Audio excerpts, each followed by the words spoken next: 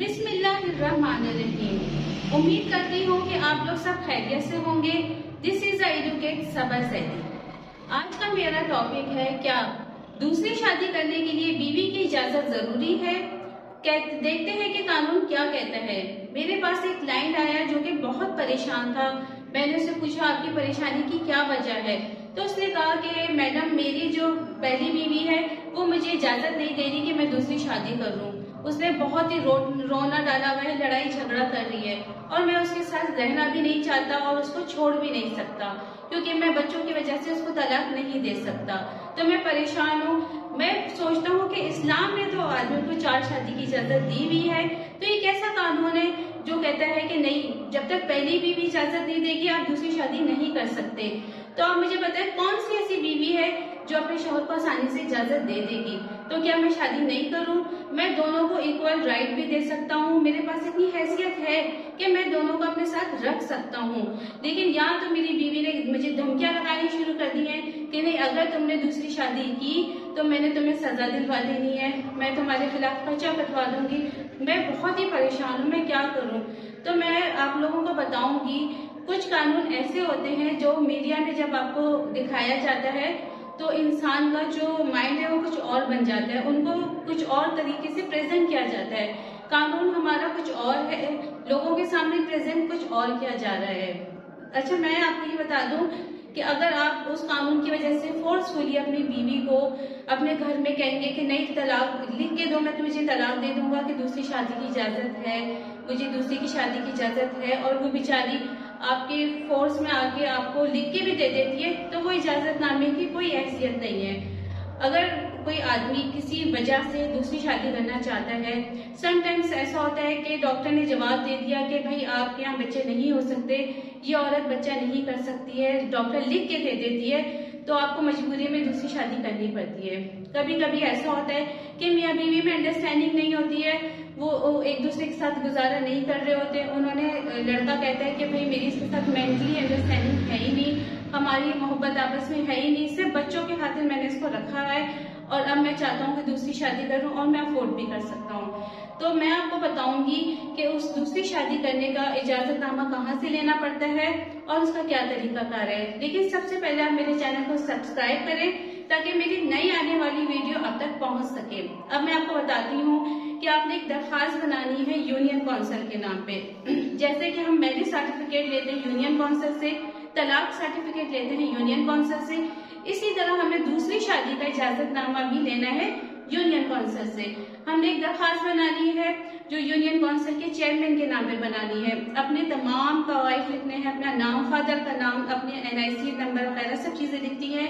अपनी जो आपकी पहली वाइफ है, फर्स्ट वाइफ जो आपसे जिससे आपने इजाजत लेनी है, आपने उसकी भी तमाम डिटेल्स लिखनी है और उसका घर का पता, जहाँ वो रह रही है, उसका एड्रेस भी लिखना है।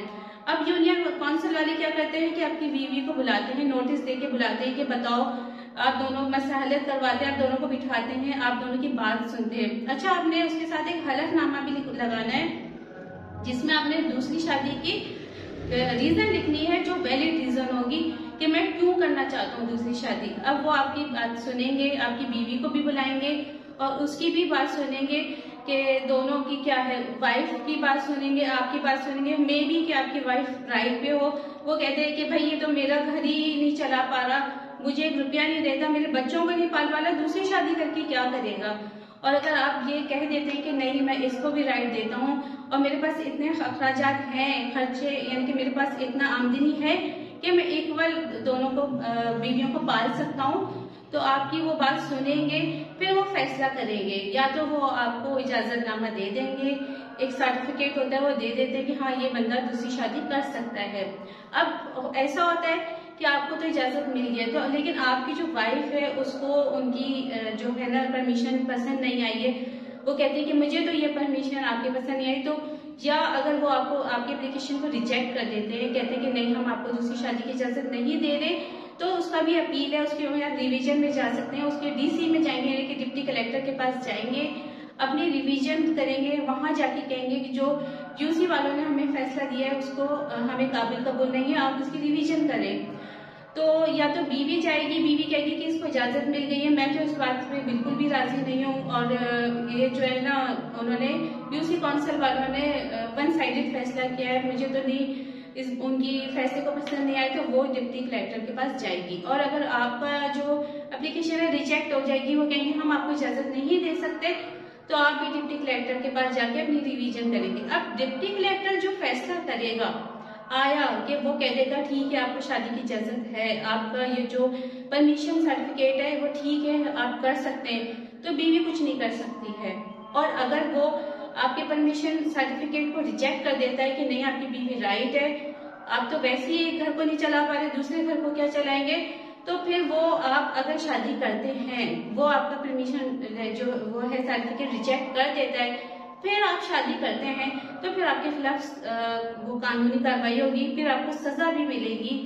तो कभी कभी ऐसा भी होता है कि हमारे पास समटाइम्स ऐसे केसेस आते हैं जिसमें बीवी कहती है कि मैं तो 1 साल हुए मुझे शादी को, और मेरे शौहर ने मुझे जो है ना ये कहेंगे कि तुम्हारी औलाद नहीं हो सकती है, मैं दूसरी शादी कर रहा हूँ। इवन के ये भी होता है कि 6 महीने में बीवी को तलाक दे देते हैं और उसमें रीजन लिख देते कि ये बच्चे पैदा नहीं कर सकती है, और ना कोई मेडिकल सर्टिफिकेट लगाते हैं, कुछ भी नहीं लगाते, इस तरह छोड़ देते। तो इस तरह ना करें। अगर आप दोनों बीवियों को, चारों बीवियों को इक्वल राइट दे सकते हैं, उनको इक्वल हकूक दे सकते हैं, अपने बच्चों को इक्वल पाल सकते हैं, उनकी मेंटेनेंस पूरी कर सकते हैं, तो ही शादी करें। वरना ये ना हो कि एक दूसरी शादी करके आप पहली ही बीवी को ख्वार ना करें। हमारे पास इतने केसेस आते हैं जो हम ये डील करते हैं। तो अगर आपको मेरी वीडियो अच्छी लगी या आपको कोई और कानूनी मशवरा चाहिए तो आप कमेंट्स करें, और मेरे से कानूनी मशवरे के लिए आप मुझे फोन भी कर सकते हैं। अपना बहुत ख्याल रखिएगा। अल्लाह हाफिज।